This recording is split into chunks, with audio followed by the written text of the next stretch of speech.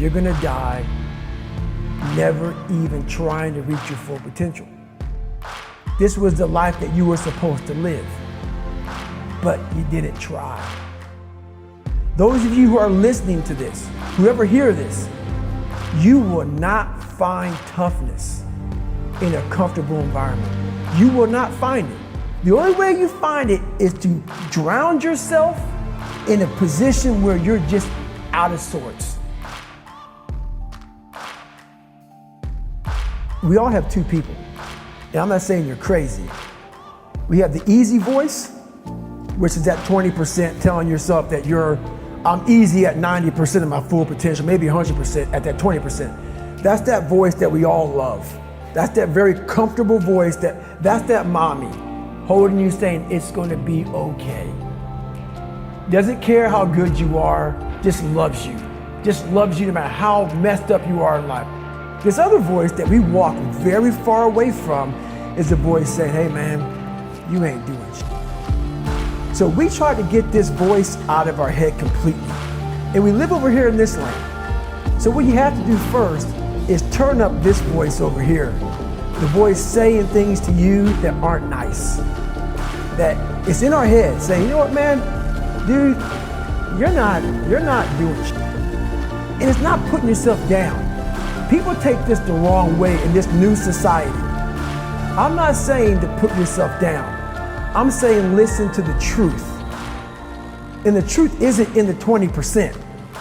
The truth is in this other part of your brain saying, look man, you're wasting a bunch of percentage here. We have 80 more percent that we're not tapping into because in this other 80% is suffering, pain, failure,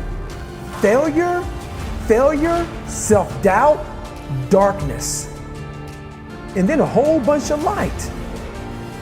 But to get to this light, you gotta go through all of this shit. So a lot of us know that. I can get over here, but over here, man, this is much better because I gotta go through this journey that is not fun. This from 20 to 100%, this in between is not fun. So we decide to live over here. So everybody goes, how do you do that? You know exactly how to do that. You know exactly, it's not a magic trick. There's nothing I talk about in that book that's a magic trick. It's all back down to a very primitive mindset of we just have to do. It's like breathing. Breathing becomes normal. Like we didn't know that we're doing it. That's how you have to live your life. When that alarm clock goes off at 4 or 5 in the morning, your mind says no. You just say, this is what we do. It's what we do now. Because to get to where you want to go, the amount of pain involved, I'm not saying physical, I'm not saying you got to break yourself off. The amount of mental pain of how many times you're going to have to do something that you don't want to do to get to where you want to go is going to be, there's going to be more times you do something that you don't want to do than you are going to want to do. And that's your new norm. That's your new norm. So then it's like breathing. And then once you do this over and over and over again, it becomes like breathing.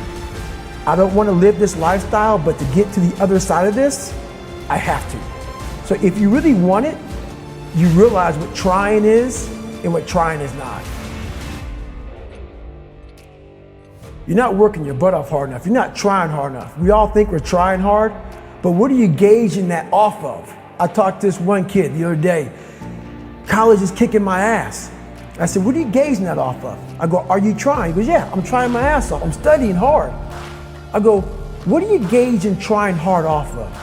Well, in high school, I didn't have to try at all. And I made great grades. In college, I'm trying hard. You're trying hard compared to what you did in high school, which was it came easy to you. So your reality is something you created off of something easy. So you trying hard is 2 hours of studying. I'm gonna tell you the difference in trying hard and trying hard. Trying hard is something in your mind just doesn't stop. Where you know 2 hours isn't enough. When I was 297 pounds and I was fat as hell trying to be a Navy SEAL, the scariest thing in the world to me, even to this day, was that could have been the rest of my life. I thought then I was trying hard. That's the scariest thing in the world. I thought then, 297 pound, working for Ecolab, spraying for cockroaches, making $1,000 a month. I thought that was me at my 100% potential. Come to find out, a few years later, I wasn't anywhere near that. 106 pounds less, graduated Navy SEAL training, went on to do all these other things. Looking back on that, that was me trying hard. That's why people gotta understand, what is in us, we have no idea until we start trying hard. And I mean really trying hard, where you're obsessed with, hey, this is my new norm. This isn't always fun. It's not always meant to be fun. And that's when you know you're trying hard. I have this haunting voice in the back of my head. A lot of us have it. We just ignore it. And it was there for years. So I knew in the back of my mind that I could pull off this whatever. Whatever I wanted, I knew I could. But I was afraid of the work, because I wasn't gifted with brains. I wasn't gifted with God-given talent as far as like athleticism. So I knew to get to where I had to go, to be on the same playing field as these men, to even try out for this program, I knew the work was going to be something that I didn't want to even attack. So I would just put it off. But yet you did it. Because it haunted me. The voice in my head said, you know what, man, you're going to die never even trying to reach your full potential. I developed a reality that wasn't real. That's the thing we always do. We can have a great life, but we always build this reality around the one thing we don't have. So therefore, our great life, we don't even see it. We see the one piece of clothing we weren't able to get versus the amazing things we have. So we focus on that. I was the king of focusing on the one bad thing in my life. The one bad person called me nigger. Everything bad, I focused on that. But over here was a beautiful reality of my life.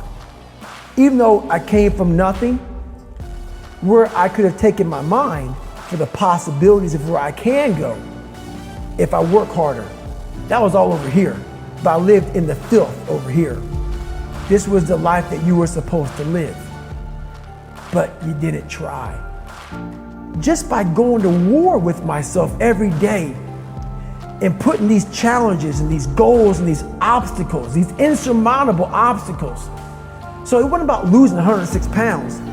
Me losing 5 pounds was an accomplishment. Me losing 10 pounds and then 50 pounds. And then the more I did this, the more I gained confidence. And then the more I gained confidence, the more I realized, these Navy SEALs, man. These guys can't do what I'm doing right now. I had no coach, had no trainer, had no money. I didn't know how to lose weight. I had no knowledge of what I was doing. I was just working. I was just sacrificing. And then through that, all these different tools started coming up. But I would have never found these tools if I didn't put myself in a very uncomfortable place. We all look for toughness. We all want it, but we look for it in a comfortable environment. You will not find toughness in a comfortable environment. Those of you who are listening to this, whoever hear this, you will not find it. I was trying to look for it everywhere. The only way you find it is to drown yourself in a position where you're just out of sorts, where you can't swim and you're drowning. Where you're drowning. You're drowning in life. But you say, you know what, man? Dad, I'm gonna figure out how to backstroke or something. And then through figuring out all these tools, your mind starts to, when you quit, your mind does this. Because you're out. Once you say, I'm not gonna quit, this is the 40%. When you quit, your mind says, we're done. So it doesn't expand. There's no expansion when you quit. When you say, you, this sucks, I'm drowning, I'm miserable, I'm suffering, I'm broken, but I'm not going anywhere. What happens to your mind is it does this. It says, he's not leaving, so we gotta expand.